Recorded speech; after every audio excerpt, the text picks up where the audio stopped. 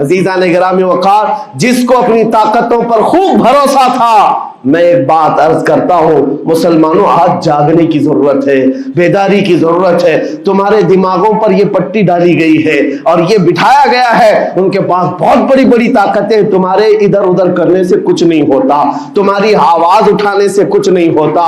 رب تبارک و تعالیٰ نے تمہیں یہ ظاہر کر دیا کہ میں ابھی پڑھ رہا تھا اس چھوٹے سی علاقے میں، غزہ پٹی میں، بڑی بڑی دنیا کی 4 تنظیمیں، خفیہ خبر رساں ایجنسیاں موجود ہیں جو ان کی خفیہ خبریں ہر وقت پہنچاتی ہیں۔ وہ اسرائیل کی بھی ہے، امریکہ کی بھی ہے، اور سعودی عرب کی بھی ہے، اور ایجپٹ کی بھی ہے۔ 4 بڑی بڑی کنٹریز کی خفیہ ایجنسیاں کام کر رہی ہیں، اور سب کی سب خفیہ خبر رساں ایجنسیاں فیل ہو گئی، ناکام ہو گئی۔ اس کے باوجود اسرائیل کے درندوں کو یہ وحشتناک چیز دیکھنی پڑی۔ دنیا آج اس میں حیرت میں ہے کہ ایسا کیسے ہو گیا، ایسا کیسے فیل ہو گیا، یہ سسٹم کیسے کام نہیں کر سکا، ہمیں پہلے سے اطلاع کیسے نہیں ملی۔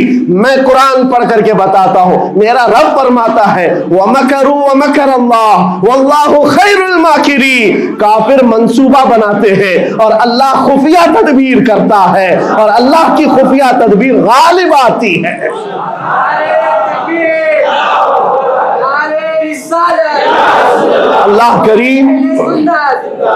اللہ کریم جب خفیہ تدبیر فرماتا ہے، سارے سسٹم فیل ہو جاتے ہیں، دنیا کی طاقتیں ہیچ ہو جاتی ہیں۔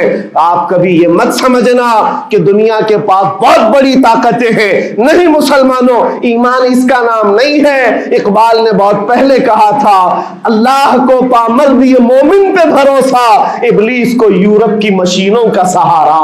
ان کے پاس یورپ کی مشینوں کا سہارا ہے، لیکن مسلمان کو اپنے رب کی طاقت پر بھروسہ ہے۔ میرا رب غالب حکمت والا ہے اور وہ قدرت والا ہے۔ جس وقت رب تعالیٰ چاہے، کیا آپ نے تاریخ نہیں پڑھی، وہ اگر اپنے نبی کی حفاظت کرنا چاہے تو مکڑی کے جال سے حفاظت کرتا ہے، کبوتری کے انڈوں سے حفاظت کرتا ہے۔ وہ اپنے حبیب کی حفاظت کرنا چاہے اور کسی نبی کی حفاظت کرتا ہے، مچھلی کے پیٹ میں رکھ کر کے یونس کی حفاظت کر رہا ہے، اور ابراہیم علیہ السلام کو آگ میں ڈال کر کے بھی اس تپش سے بچا رہا ہے، اور اسماعیل علیہ السلام کی گردن پر چھری چل رہی ہے، پھر بھی اس چھری سے بچانے والا مولا کون ہے؟ اور سمندر میں اتر جانے کے بعد موسیٰ علیہ السلام کی بڑی فوج کو راستے دینے والا مولا کون ہے؟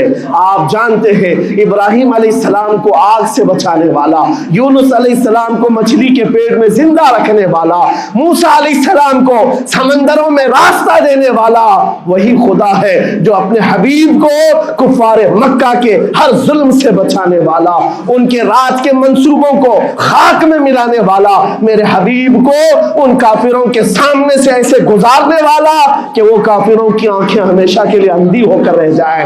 وہ مولا کل بھی تھا، آج بھی ہے اور ہمیشہ رہے گا۔ وہ اللہ حی و قیوم ہے، اس کی ذات پر توکل رکھو، یقین رکھو۔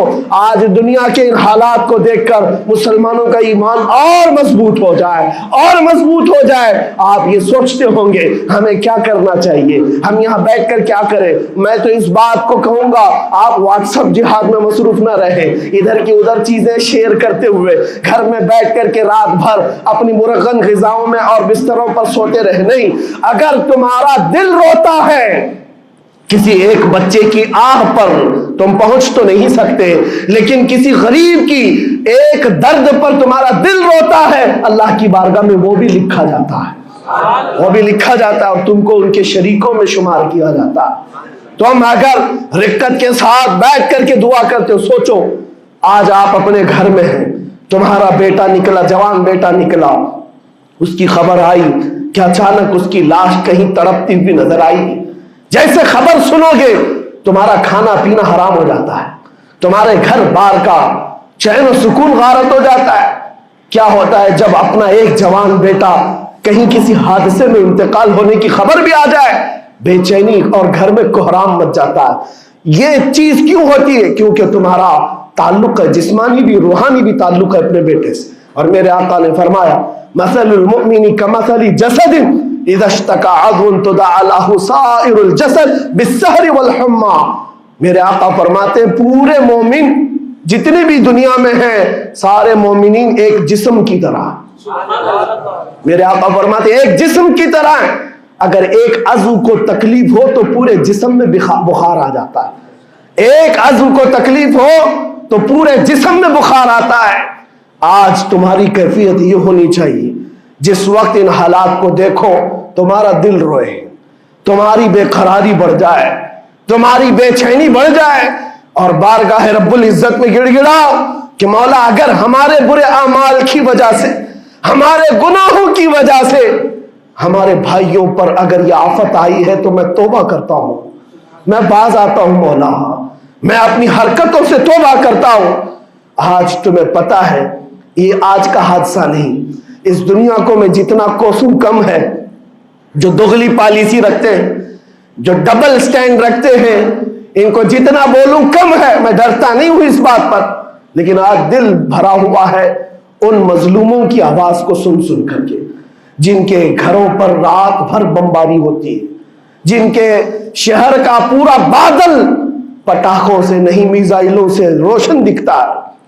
میرے عزیزوں کیسی راتیں وہ گزارتے ہیں، ماں رات کو اپنے بچے کو گلے سے لگا کر سوتی ہے، اس کو یقین نہیں ہوتا صبح تک میرا لال میرے ساتھ رہے گا، انہیں پتہ بھی نہیں ان کے دروازوں پر موت دستک دے رہی ہے۔ 5000 سے زیادہ راکٹ داغ کر کے ابھی بھی ختم نہیں کیا گیا، اور ظلم اتنا ہونے کے بعد حیرت ہوتی ہے اس دگلی دنیا پر میڈیا میں بار بار یہ کہا جاتا ہے ان آتنکیوں کا خاتمہ کیا جا رہا ہے، آتنکوادیوں کو نیست و نابود کیا جا رہا ہے، جن کی زمین پر 70 سال سے قبضہ کر کے بیٹھا ہے، دنیا اس پر کچھ نہیں بولنا چاہتی۔ آپ کو پتا ہے ہسٹری جنہوں نے پڑھا نہیں وہ آج بھوک رہے ہیں، جن کو تاریخ معلوم نہیں ہے وہ ٹپنی دینے کی کوشش کر رہے ہیں، ان کو اپنے باپ داداؤں کی تاریخ نہیں معلوم، یہ فلسطین کی تاریخ پر چل پڑے۔ پتا ہے 1917 میں صرف 4000 یہودیوں کو رہنے کی اجازت دی گئی تھی، جب یہ پوری دنیا سے مارے مارے گھوم رہے تھے، ان کے لاکھوں یہودیوں کو مار کر ختم کیا گیا تھا۔ اس وقت فلسطین میں 4000 یہودیوں کو پناہ دی گئی تھی، اور یہ 4000 سے بڑھتے بڑھتے بڑھتے پوری دنیا سے ہجرت کر کے آتے رہے۔ 1948 میں انہوں نے اپنے ملک کا اعلان کر دیا۔ دنیا کو یہ نہیں پتا ہے، آج سب پتا ہے، نقشہ دیکھ دیکھ کر کے سب شیئر کر رہے ہیں۔ 1970 میں اتنا تھا اسرائیل، 40 میں اتنا ہو گیا، پھر 67 میں اتنا ہو گیا، سب شیئر کر رہے ہیں۔ تمہاری عقل ماری گئی ہے جب دیکھ رہے ہو کہ ایک ظالم آدمی کسی کے زمین پر قبضہ کرتا کرتا کرتا پورا بڑھ گیا، اب جو مظلوم تھے ان کی اپنی زمین بھی نہیں باقی، ان کی حکومت نہیں ہے، ان کی ایمبیسی نہیں ہے، ان کا کچھ نہیں، ایک شہر لے کر بیٹھے ہیں، وہ بھی ہضم نہیں ہو رہا۔ اور میں یہ باتیں کھل کر اس لیے کر رہا ہوں کہ میرے اپنے اوپینین ہی نہیں ہے، پوری دنیا کے اقوام متحدہ UN نے کہا ہے اسرائیل کو 1967 میں جو تمہارا اسرائیل تھا وہاں واپس چلے جاؤ، لیکن یہ دادا گیری ایسی ہے کہ وہ کسی کی نہیں مانتا، نہ UN کی، یہ سب چیزیں دنیا کو معلوم ہے، پھر بھی دنیا یہ کہتی ہے اسرائیل اپنے ڈیفنس میں کام کر رہا ہے، اپنے ڈیفنس میں کام کر رہا ہے۔ ایک کتے کی موت ہوتی ہے تو پوری دنیا بلبلاتی ہے، اور یہاں روزانہ ہزاروں فلسطینیوں کو قتل کر دیتے ہو، تم قتل بھی کرتے ہو تو چرچا نہیں ہوتا، ہم آہ بھی کرتے ہیں تو ہو جاتے ہیں بدنام۔ یہ حالات آج پیدا کیے گئے۔ میں آپ حضرات کو یہ بات کہنا چاہوں گا، یہ ایمان کے مضبوط کرنے کا وقت آ چکا ہے۔ میرے آقا کے فرمان پر یقین کرو، اللہ کی مدد آتی ہے اور آ کر رہے گی انشاءاللہ۔ اور یہ حالات آپ دیکھ رہے ہیں۔ میں ایک بات اور بتا کر اپنی گفتگو کو سمیٹتا ہوں، کثرت سے ان کے لیے دعائیں کرو، کثرت سے دعائیں کرو، اور اپنی غلط عادتوں سے باز آ کر اللہ کی بارگاہ میں مانگو۔ ظاہر سی بات ہے، حرام کھاتے ہو اور کسی کے لیے دعا کرتے ہو، کہاں دعائیں جائیں گی؟ اب جو بات رہ جاتی ہے یہ کچھ دنوں کے لیے ہے، وہ بھی امتحان دے رہے، ہم بھی امتحان دے رہے، یہ امتحان کی گھڑی گزرنے والی ہے، اور قیامت کے قریب میرے آقا کا فرمان حق ہو کر صاف ظاہر ہوگا، صاف ظاہر ہوگا، پوری دنیا دیکھے گی۔